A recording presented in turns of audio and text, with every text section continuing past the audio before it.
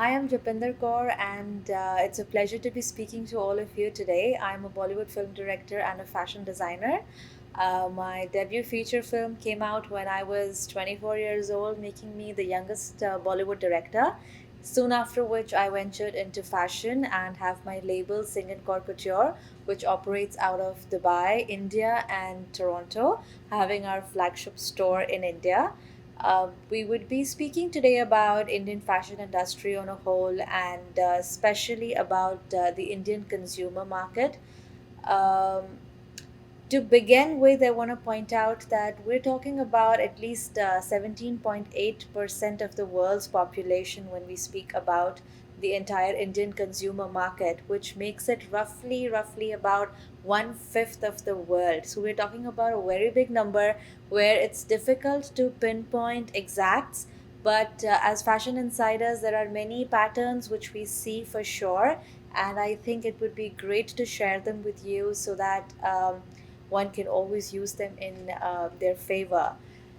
When it comes to Indians, there is no doubt that in the entire lifespan of an Indian family, it's their weddings in the family, especially the weddings of the children, that are the one stop time for maximum expenditure. And although some people may think this is changing and Indian weddings are no more the platform of social influence and economic status exhibition, but it's changing really slow, and I would really say it's not even changing much. And it happens that when it comes to Indian weddings, families love to show their style, their choices, their basically everything that they worked hard for, the platform and status that they've reached to. And the best way to do that is to have a nice big fat Indian wedding, which it's famous for. So, to give you an example of how big the Indian industry is, it's about $50 billion annual worth of a wedding industry, which is a huge number. And fashion and jewelry, clothes and jewelry constitute a major part of this. And an average Indian bride, her age is 21, just 21. So we have a lot of 18, 19, 20, 21 year olds getting married in India. And I'm talking about masses and statistics that are majority as a whole. And we obviously have all sorts of weddings, all sorts of ages, but still talking about an average age when it comes to 21. We're even talking about brides, who are not even your target clientele before that, because probably their journey to luxury fashion begins from their wedding preparation. And somebody who was not even, not to say they were not shopping before or they're not shopping after, they definitely are, but the influx of the unlimited budgets on the weddings happen only one time. And there comes a bride who you didn't even know would shop so much, and around a wedding we have her coming and say buying 5 to 7 main outfits for her main events, for the main functions, for the ceremonies of the 3 4 days of the wedding. And around this whole wedding shopping comes the wedding trousseau. Now the wedding trousseau is a very famous, a very popular thing which you may not really pay so much attention to before. But usually, when a girl gets married, the boy's side, the groom side, and the girl's family both make a wedding trousseau of at least like 101 outfits or something, which she would be wearing after. And it's considered quite normal for her to just wear new outfits after the wedding for say the next 1 year, 1.5 year. There's a lot of dinner parties hosted by relatives, friends, and everything put together. They want the bride to outdo everybody, outdo herself, look her best. It speaks for both the families on how she's dressed up. So they really go all out, and we have a wedding trousseau of say, if not 100 or 200 or 150, minimum of like 50, 60 outfits at least. And around the frenzy is obviously the mother's outfit, sister's outfits, cousins, best friends. And we especially have ceremonies like shagun and milni, which are meant for gifting say outfits is like the most common choice. It could be jewelry, sweets, anything of your choice, but from relatives of the groom side to the bride side to the groom side, or amongst their own families as a mark of happiness. So here comes a wedding suddenly where you have, if I put together the men, women, relatives, gifting, trousseau, like say about 300 outfits suddenly with everybody put together. So this is not a market which any designer would ignore. And if you look at all the top Indian designers, wedding trousseau is their biggest highlight, and is you can compare it to what a red carpet look would be in the West. Just that over here everybody would go through it, and it's something which the designers definitely take seriously. And when it comes to weddings, I especially want to mention this about, since I come from Bollywood as well. And another reason, because I said the brides are so young, I would really say most of them have not yet carved a style of their own, or don't really have that kind of uh, you know statement style statement where they know what suits them and what's really them. So it's very common for them to just imitate what's happening in the films. And in India, Bollywood and cricket are like religion. People ardently follow these two things. When it comes to wedding trousseau, wedding outfits, it's very common to see that the trend that's going on with all the brides would be what we're seeing in the films, would be what we're seeing in, especially a film that may be wedding related, or a film that has a song that's wedding related, whether it's a poster character that's loved, a particular wedding scene in a film, or even so many films that revolve around weddings. They bring out the trend and the wave for what the entire nation follows. um, to give an example, there was a film.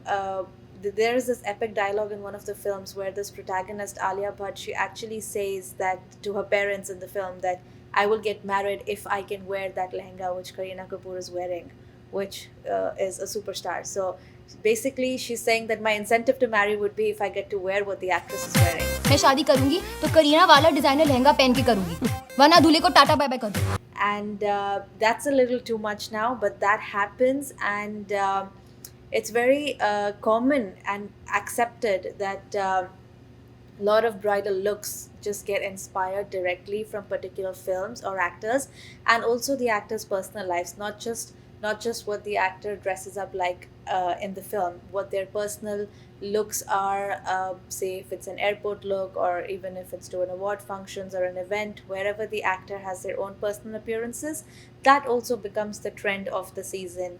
So, as a designer in India, it's very common that you would first pass on your designs to actors, make sure that it's seen, and if there are X amount of actors wearing your designs, and that it's kind of reached out to everybody. Um, and even with, like, just to give an example, last year in India, I think all the top four actresses, Deepika Padukone, Priyanka Chopra, Sonam Kapoor, Anushka Sharma, all got married in the same year. And if and it really created a big wave with the wedding fashion, and they all followed the same two three designers.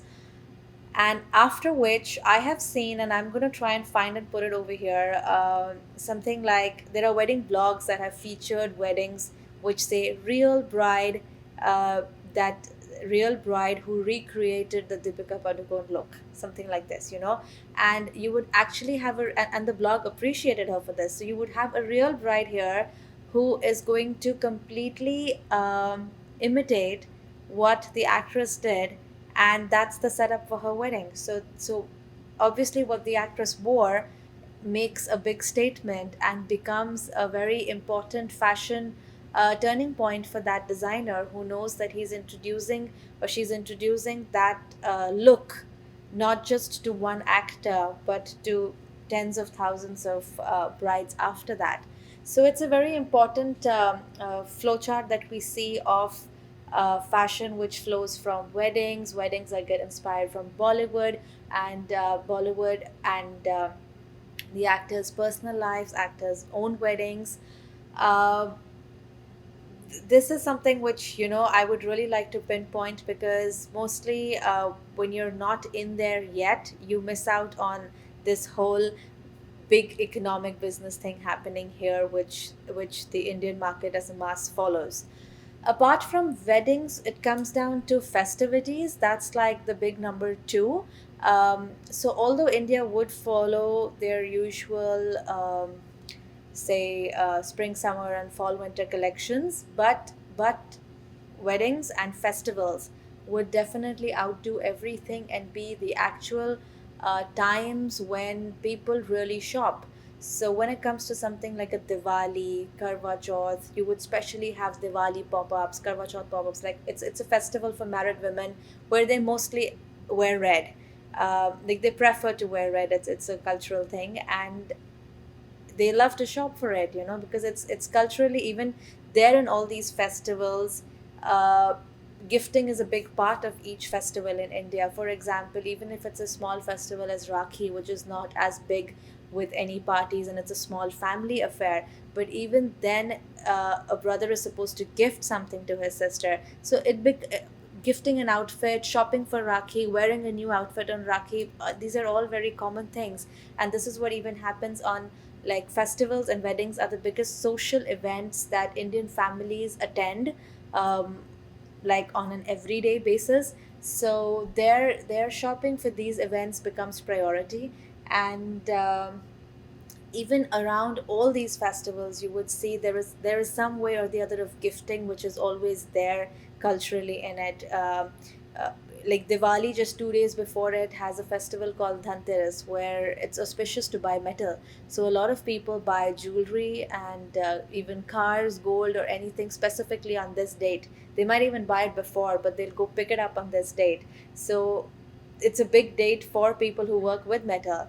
And similarly, when it comes to all these festivals, shopping for party outfits is one of the most common trends that's seen. So I would really pinpoint this thing that in India, more than just going by only season and just going by spring, summer, and fall, winter, which also happens, but weddings and festivals are huge, which mostly all designers encash on.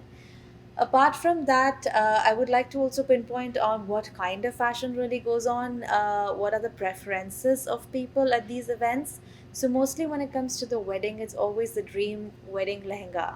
Lehenga is something which can go as spectacularly intricate and can have trails and be 20 kgs heavy, and they have like double dupattas, triple dupattas. You can go as uh, glamorous on it as you want to. So that's like the number one preferred outfit for the weddings. When it comes to all the other festivals and parties, there's a lot of fusion which people prefer, and it's been going on since a couple of years, where designers would love to pick up something traditional. And India is so rich in its heritage with traditional outfits. If you look at the map of India, and if I can put it here, I will. Right from the state on the top, Kashmir, to the southest point, you would actually see, southernmost point, you would see that each state is having its own kind of rich heritage on their own types of embroideries and own types of handloom or own types of handwork. And everybody appreciates all of these. So even when it comes to the wedding trousseau, it would be very normal for a bride to have one of everything or like two of everything. So designers do take up these elements, mix them up, and can also take up. It's popular to fuse it with the Western cuts nowadays. So you would see gowns and dresses that look like saris because they follow the drapes of a sari, but it wouldn't really be a sari. It's a fusion outfit, and and the trend is moving towards this because people love to obviously be wearing something different from what everybody else is wearing. It sets them apart, and it just makes them also feel more glamorous when you're wearing a different cut and a different design, and something that's exclusively made for you. That's what goes on a lot at the parties. And apart from that, also about the whole Western influx of brands into India is something I'd like to mention. And then again, Bollywood has a lot to do with it. There was a film called Aisha. It didn't even do that well, but the protagonist in this film, and I remember, she was probably the first film that introduced a lot of brands to Bollywood, where you had this protagonist from a rich family in Delhi, where fashion was a part of her character, and she was the one with all these Hermes, LV, Dior's, and branded clothes, and basically everything international. I have seen the other actors in Bollywood and the entire nation, pre Aisha and post Aisha, where you would really see that these brands entered in a big way in India after Bollywood started showing them in their films, and actors started, instead of wearing something traditional from an Indian designer to the red carpet, started actually wearing these names from the West, from the Middle East, and the country followed. So even that is a uh,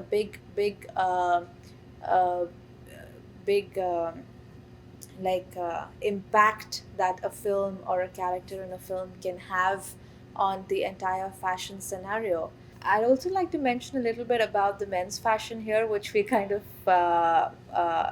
didn't really get the time to touch upon in the whole video, but I'd slightly touch upon it. And when it comes to men's fashion in India, it's equally intricate, equally, we have the same rich fabrics and amazing cuts and handwork. But I know like Milan and Italy is the epitome when it comes to men's fashion. But in India, it's a lot to do with, actually, when it comes to weddings. When we design for grooms, and when we work with other designers who design for the groom, the designing just kind of starts and finishes at what is the bride wearing. And okay, so we got to match her. So what fabric gets chosen, what type of work, what type of modern cuts, classic cuts, or anything, all that is actually more or less in accordance with the bride.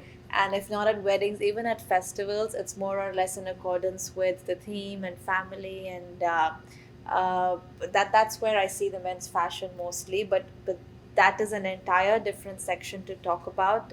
We have a lot of specific outfits and uh, type of outfits that India has for men, which I would love to talk about, but that's going to get really too long and maybe some other time.